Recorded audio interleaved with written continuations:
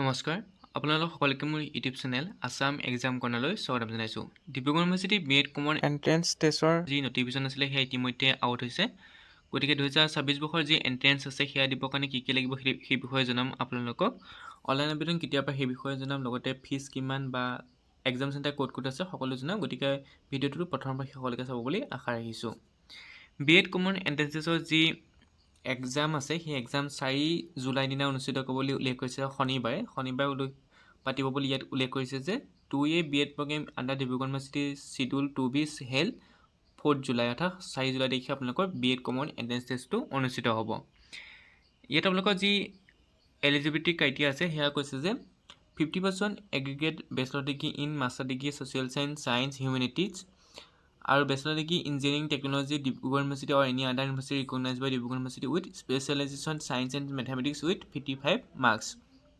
অৰ্থাৎ যিসকল ছাত্ৰ ছাত্ৰী নৰ্মেল ডিগ্ৰী কৰিছে বা নৰ্মেল মাষ্টাৰ ডিগ্ৰী হওক বা বেচেলৰ ডিগ্ৰী কৰিছে তেওঁলোকৰ 50% মাৰ্কছ লাগিব, আৰু যিসকলে ইঞ্জিনিয়াৰিং কৰিছে বা তেনেকুৱা টেকনলজি বিষয়ত ছাবজেক্ট লৈ কৰিছে তেওঁলোকৰ 55% লাগিব আপোনালোকৰ গ্ৰেজুৱেশ্যন বা মাষ্টাৰ ডিগ্ৰী যিকোনো এটা হ'লেই হ'ল।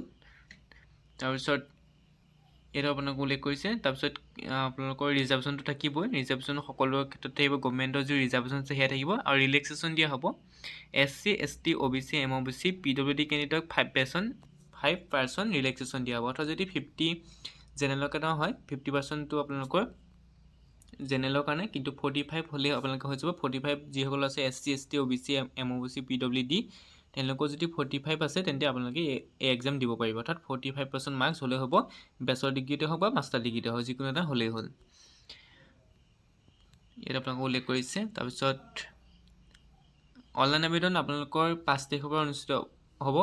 অনলাইন ৰেজিষ্ট্ৰেশ্যন বা এপ্লাই কৰিব পাৰিব 5 তাৰিখৰ পৰা। মে' 5 তাৰিখৰ পৰা অনলাইন আবেদন কৰিব পাৰিব মে' 25 তাৰিখলৈকে।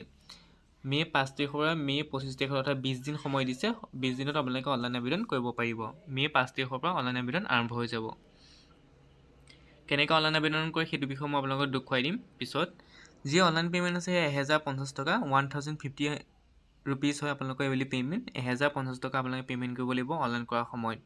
গতিকে অনলাইনৰ সময়ত আপোনালোকৰ 1050 টকা দিব লাগিব।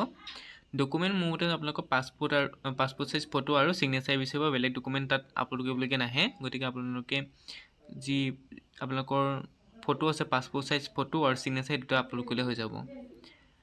তাৰপৰা যদি এক্সাম চেণ্টাৰ চাই ডিব্ৰুগড়, যোৰহাট, গোলাঘাট, লখিমপুৰ, ধেমাজি, তিনিচুকীয়া, ঢকুৱাখানা, শিৱসাগৰ। যেতিয়া আপোনালোকে অনলাইন আবেদন কৰিব তেতিয়া আপোনালোকে এক্সাম চেণ্টাৰ চিলেক্ট কৰিব লাগিব। মই কৈছোঁ যে ডকুমেণ্ট দুটাই লাগে, এটা কালাৰ চাইজ ফটোগ্ৰাফ আৰু এটা ছিগনেচাৰ। বেলেগ ডকুমেণ্ট একো আপলোড কৰিব নালাগে বা দিব নালাগে। অনলাইন আবেদন ক'লোঁ যে 5 তাৰিখৰ পৰা অনুষ্ঠিত 5 তাৰিখৰ পৰা হ'ব, 5 মে'ৰ পৰা 25 মে'লৈকে চলিব। এক্সামটো হৈছে 4 জুলাই দিনা, আৰু যি ডিক্লেৰেশ্যন মেৰিট লিষ্ট পাব্লিছ কৰা হ'ব বা ৰিজাল্ট পাব্লিছ কৰা হ'ব 15 জুলাই দিনা। গতিকে তেওঁলোকৰ ডেটবোৰ দি দিছে। ডিব্ৰুগড় ইউনিভাৰ্চিটি যি ডেট দিয়ে সেই ডেটৰ মতে আপোনালোকৰ সকলো কাম হয়। গতিকে আপোনালোকৰ যি অনলাইন আছে সেয়া 5 তাৰিখৰ পৰা হ'ব, এক্সামো 4 তাৰিখে হ'ব, আৰু ৰিজাল্টটো আপোনালোকৰ 15 তাৰিখে মুকলি হ'ব। গতিকে যেতিয়া মই অনলাইন আহিব 5 তাৰিখে সেই অনলাইন প্ৰচেছটো দেখুৱাই দিম, কেনেকৈ অনলাইন কৰিব সেই বিষয়ত দেখুৱাই দিম। গতিকে আপোনালোকে ডকুমেণ্ট এই দুটাই, এটা হৈছে পাছপোৰ্ট চাইজ ফটো আৰু ছিগনেচাৰ, আৰু পে'মেণ্ট 1050 ৰুপিজ আপোনালোকে ৰেডি কৰি ৰাখক। যি অনলাইন আবেদন আছে অনলাইন আবেদন কৰাৰ সময়ত প্ৰয়োজন হ'ব সেইখিনি।